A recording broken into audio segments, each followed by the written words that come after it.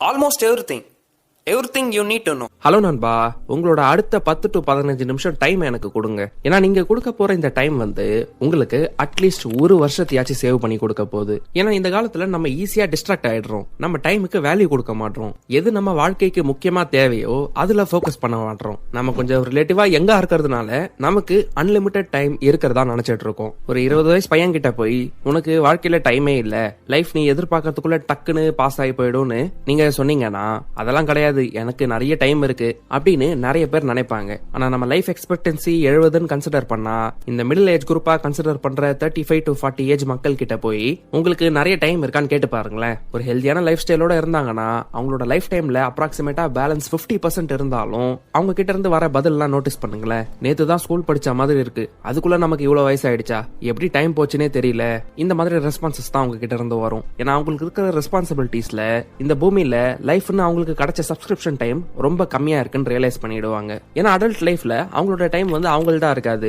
Work, parents, family, friends and ரிலேட்டிவ்ஸ்னு எல்லாருமே அவங்களோட டைம், எனர்ஜி அண்ட் மணியை எடுத்துப்பாங்க. அவங்க ஆசைப்பட்டதெல்லாம் செய்யறதுக்கு, அவங்களுக்குன்னு பர்சனலா டைம் ஒதுக்கிறதுக்கெல்லாம் லைஃப்ல ரெஸ்பான்சிபிலிட்டிஸ் அதிகமாயிட்டே இருக்கும்போது அவங்க அந்த அளவுக்கு டெடிகேட்டடா ஒதுக்க முடியாது. சோ இருக்கிற டைமை பெட்டரா மேனேஜ் பண்ண தெரிஞ்சுக்கிட்டீங்கன்னா ஓவரா யோசிச்சுட்டு இல்லாம ஆக்ஷன்ஸ் எடுக்கிறதுக்கு உங்களுக்கு ரொம்ப அதிகமா ஹெல்ப்ஃபுல்லா இருக்கும். சோ இன்னைக்கு நம்ம ஃபோக்கஸ் ஆன் வாட் மேட்டர்ஸ்ன்ற புக்ல இருந்து நம்ம டைமை சரியா யூஸ் பண்ணிக்கிறதுக்கு சில வேல்யூபிளான லெசன்ஸ் பத்தி தெரிஞ்சுக்க போறோம். சோ வாங்க ஸ்டார்ட் பண்ணலாம். Number 1, nothing changes if nothing changes.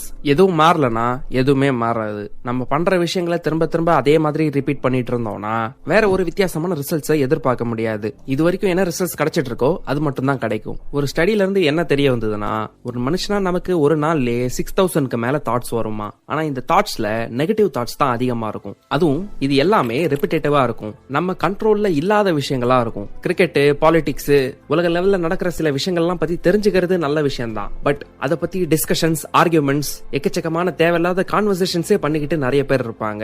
அத பத்தி யோசிச்சுக்கிட்டே இருப்பாங்க. ஆக்டர்ஸ் அண்ட் செலிபிரிட்டிஸோட லைஃப் பத்தி அதிகமா கன்சர்ன்டா இருப்பாங்க. ஆனா ஒரு உண்மை என்னன்னா, இந்த விஷயங்கள்லாம் அவங்க கண்ட்ரோல்லே கிடையாது. அவங்க கண்ட்ரோல்ல இல்லாத விஷயங்களை பத்தி அதிகமா யோசிச்சு டைம் கொடுத்து அவங்க டைம் ஆக்சுவலா வேஸ்ட் பண்ணிட்டு இருக்காங்க. அதுக்கு பதிலா அவங்க கண்ட்ரோல்ல இருக்கிற விஷயங்கள்ல போக்கஸ் பண்ணி அதுக்கு தகுந்த மாதிரி ஆக்ஷன்ஸ் எடுத்தாங்கன்னா அவங்களால என்ன டிஃபரன்ஸை மேக் பண்ண முடியும்னு யோசிச்சாங்கன்னா அதுதான் அவங்களோட டைமை பெஸ்ட் யூஸ் பண்றதுக்கு சிறந்த வழின்னு ஆத்தர் சொல்றாரு. ஏன்னா இங்கிலாந்துல ஒரு கல்லறையில ஒரு புத்திசாலியான மனுஷன் அடுத்த தலைமுறைக்கு ஒரு லைஃப் லெசனை எழுதி வச்சுட்டு போயிருந்தாரு. அந்த கல்லறையில இதுதான் எழுதி இருந்தது: நான் சின்ன வயசுல இருக்கும்போது இந்த உலகத்தை மாத்தலாம் நினைச்சேன், ஆனா கொஞ்சம் கொஞ்சமா வளர்ந்து வரப்ப இதை என்னால பண்ண முடியாதுன்னு தெரிஞ்சது. இதனால என்னோட நாட்டை மாத்தலாம்னு நினைச்சேன். கொஞ்ச காலத்துக்கு அப்புறம் இதுவும் என்னால முடியாதுன்னு தெரிஞ்சது. இது எனக்கு தெரிஞ்சப்ப